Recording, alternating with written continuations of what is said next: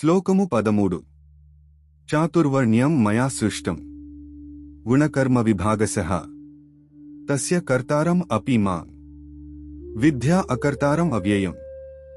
గుణాలు అంటే ప్రకృతి స్వభావాలు మరియు కర్మలు అంటే కర్తవ్యాలు ఆధారంగా నేను 4 వర్ణాలను సృష్టించాను. అయితే ఈ వర్ణ వ్యవస్థకు నేను కర్తనైనా నన్ను కార్యరహితుడిగానే నిష్క్రియుడిగానే తెలుసుకోవాలి.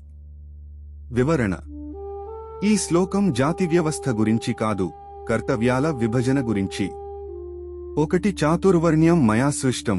వర్ణాలు అంటే శ్రీకృష్ణుడు చెబుతున్న వర్ణాలు జన్మతో నిర్ణయమయ్యేవి కాదు. అవి మన గుణాలు అంటే స్వభావం మరియు మన కర్మలు అంటే మన పని ఆధారంగా ఉంటాయి. బ్రాహ్మణ స్వభావం ఆలోచన, పరిపక్వత, జ్ఞానం. క్షత్రియ స్వభావం ధైర్యం, నాయకత్వం, రక్షణ.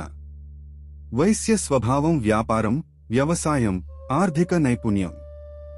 శూద్ర స్వభావం సేవ, కళ, నైపుణ్యం. ఇవి జన్మతో వచ్చే బిరుదులు కాదు. ఎవరిలో ఏ గుణాలు ఉన్నాయో వారే ఆ వర్ణానికి సరిపోతారు. 2 తస్య కర్తారం అపి మాం. ఇవి సృష్టించింది నేనే. దైవం ప్రపంచంలో ఉన్న ప్రతి సహజ వ్యవస్థకు మూలం. 3 విద్యా అకర్తారం అవ్యయం. కానీ నాకు కర్తత్వ భావం లేదు. దైవం సృష్టించిన దైవానికి నేను చేశాను అనే అహంకారం లేదు. అది మనకు ఒక సందేశం. పని చేయాలి, కానీ అహంకారంతో కాదు. శ్లోకము 14 న మాం కర్మాణి లింపంతి న మే కర్మఫలే స్పృహ ఇతి మాం యోభిజానాతి కర్మభిర్న సబధ్యతే. నేను చేసే పనులు నన్ను ఎలాంటి బంధంలో వేయవు. నాకు పనుల ఫలితాలపై ఎలాంటి కోరిక లేదు. ఈ విషయం ఎవరైనా నిజంగా గ్రహిస్తే వారు పనులు చేస్తూనే మనసుకు స్వేచ్ఛగా ఉండగలరు.